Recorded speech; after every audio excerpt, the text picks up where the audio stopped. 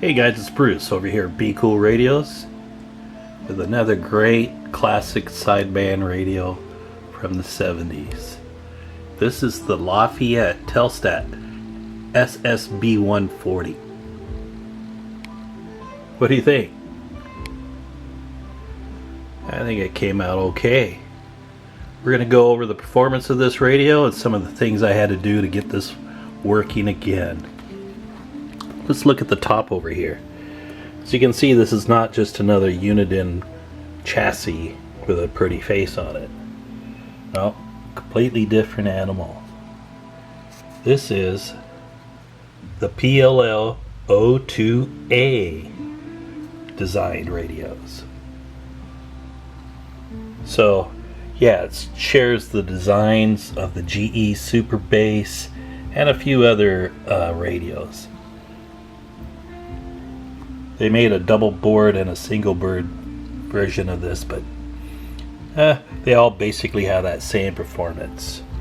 GE Super Base, yeah, they're good radios too. So, what do you think, huh? Yeah, you know, Bruce, I do these in one shot. I'm not a perfectionist on my videos, just on the work I do. When I got this radio in, yeah, it was kind of sad.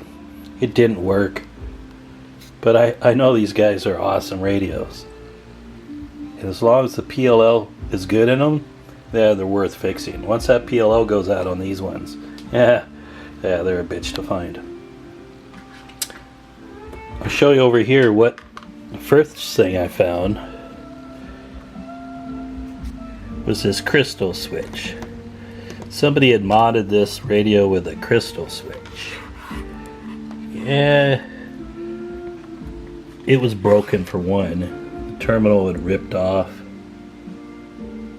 But you can see here they had, looks like a 12 position switch, and they used 3 of the positions for crystals. The main crystal was right here. And they used these big, long, heavy duty solid wire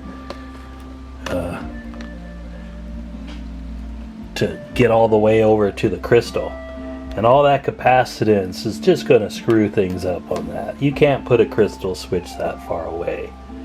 No, the crystal switches have to be mounted right next to the original crystal, or the capacitance just, you know, your sideband offsets, everything's just going to be crazy. So that was the first thing I did. I just unsoldered that original crystal, and we put her back in here along with those tuning caps and those bypass caps there. So yeah, this thing was probably working on AM okay, but it definitely wasn't a sideband user. Let's see what else is up. Yeah, these lights and these meters are really odd. So I put LEDs in there. What do you think? Yeah, they really look pretty good that way. But there's really no mounts back here for LEDs. They kind of had a sideways dual light bulb kind of, you know, throw as much light in there, and then they had these little silver backings to try to reflect the light back into the out of the meter, right? So what I do here is, you're gonna see right here, I build, it almost looks like a front end of a head, an old car, but I make kind of a custom little dual LEDs, and use a strap here to keep the distance correct. Yeah, it's a little trick, but that way you can see here, yeah, you get really good black and white meters here. Really makes them pop. So yeah, that's really cool. Besides that, the radio is actually pretty good shape. Once I did get this PLL back to the stock crystal configuration, instead of using crystals, I just did a pin mod to get some extra high channels. Nothing crazy. You know, you don't need to have these things with 200 channels. That's just stupid, right? So back here on this switch back here, it goes up in frequency to about channel 60. So that's enough to play around with and get enough extra channels and catch some of that long distance skip. Because all the good sideband skip is above 40. So let's you get there. Yeah, we took this whole thing down, polished it up. There was some stickers. You can see here, right there on the phono, there was this is where they had the extra channels, upper and lower extra channels, but that's gone. But everything else works as it should. All these buttons work. You got the high, low tone, cal, noise blanker, A&L. Yeah, this pretty nice radio after you clean them up. Okay, we'll go on to the performance section next. Hey, let's talk about this microphone that's with this unit.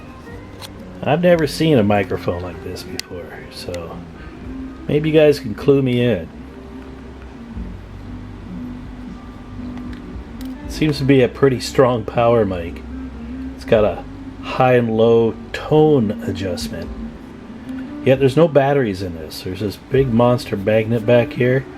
I saw a huge cap and IC and a few other parts. Yeah, maybe it's like when you key it up, it charges the capacitor. I don't know. Maybe you guys do. I'll throw this guy in, but it is a little sticky. It sticks a little bit on this. Yeah, it's old, right? Okay, so let's go over the TX portion of this guy. Because the radio's got to transmit, can't just look pretty, right? Alright, we're on channel 27 AM right now. Over here at my test bench, let's see what we got here for frequency. Yep, 2750. That's pretty spot on to me. Alright, let's look at the power over this guy. Okay, let's go to the 10 watt scale. About 4 watts. Let's look for some forward modulation. Now this microphone's really hot, so I got it turned way down, but check audio. Yeah, that goes right off the scale. Puts out about 10 to 12 watts forward swing, I'd call that. And sideband power on these guys, yeah, just like the GEs and those other guys, yeah, they put out about 12 watts sideband. That's all they are. They're not powerhouses. You know, we got kickers for that, right? Let's go over this sideband a little bit here. Go to channel 40. Okay, let's see what we got here. Check audio. Check audio. That's the AM audio. Let's see if we can get some sideband 0 beat here. Alright, we'll go to lower sideband. Make sure my test radio's on lower sideband. Okay, here we go. Let's see if we can pull this off one-handed here. Okay, you hear that feedback? And it goes out of tune, and then that's in tune. Alright, so let's give that key up and then get some modulation here. Check. Well, it changed on me because that's what happens when you do this one-handed, right? Try that again. Alright. Check audio. Yeah, so, yeah. Got an unlocked clarifier. Puts out about 12 watts sideband, 5 watts AM. It's got extra channels up to channel 59, right? So if we go to 27 here, key it up on AM, you'll see that there. Frequency counter on channel 27. We'll flip the back switch, and there's channel 59. So it gives you enough extra channels to play with and go find some sideband skip action.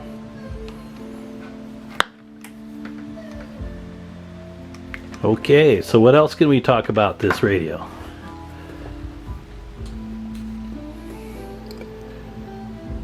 Yeah, we got our back working pretty good. These radios are all unique. They're almost, they almost don't have enough adjustments in them. It's funny to say that, but they work okay once you get them working. They're one of the classic sideband radios from the 70s. Yeah, I'm going to put this on eBay. What do you think it's going to go for?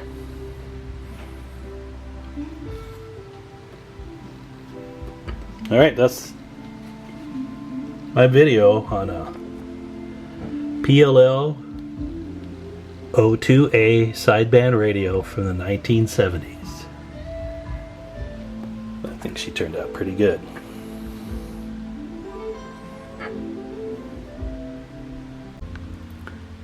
Alright, we got a nice radio at BCool Radios here in Seattle. It's a Lafayette SSB140 classic sideband radio from the 70s. We've upgraded this, put it back to spec, upgraded to those meter lights. Yeah, it looks awesome. Took it down and washed it out and polished everything. It's looking really good. Alright, we're going to go over the transmit. We're on AM over here, channel 40. Let's look at my test station. There you go, 405, spot on. Over here is the power. It's about 4 watts. Forward swing, yeah, over 10 watts of forward swing. And this puts out 12 watts, 13 watts on sideband.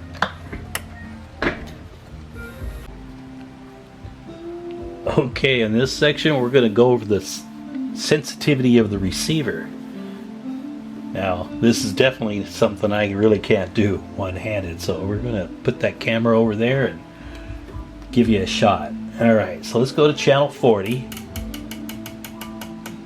Alright, you can see the meter there, maybe. It's at 9S units. We're down here at 100 microvolts RF input to this guy. Let's see if we got some volume here. Okay, let's go to sideband. Sideband has the best sensitivity. Guy there. Alright, hopefully. We're going to lower this output here to see how low of a signal we can catch. There we go. Okay, we're on the lowest scale at 1 microvolt.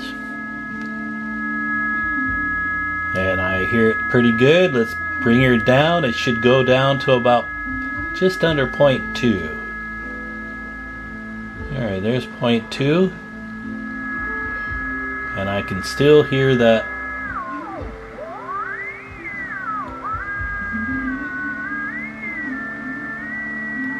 go below 0.2, it fades out about 0.1.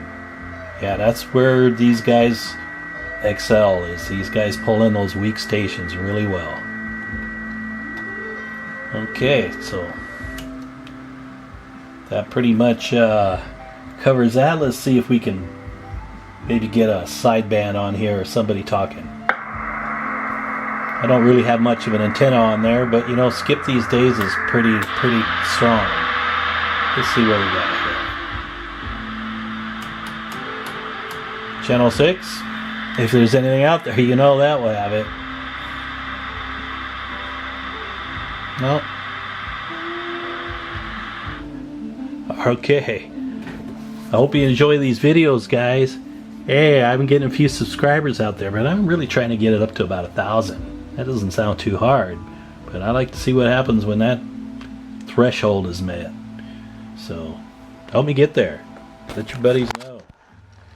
I got a whole bunch of radios I have to restore and sell on eBay, and then I got some custom work too. So yeah, I wish I could work on other people's radios, but no, I'm backlogged like a year or two, believe me. So yeah, you'll see these on eBay. Snag them if you can. You know, they're not all gems. They all have a life. They all have a story, right? So after 45 years, it's my job to get them back on the air and working as good as they can. Alright guys, 73s, it's Bruce and BCool, Seattle, Washington.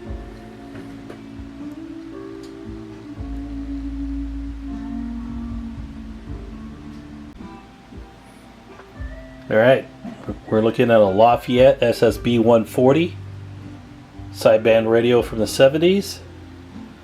We got the top off here to let you see the insides of this guy. Nice and clean. And this is not another Uniden radio. This is the infamous PLL02a sideband radio, just like the GE Super Base. I'd say it's got the same performance as the GE Super Base too.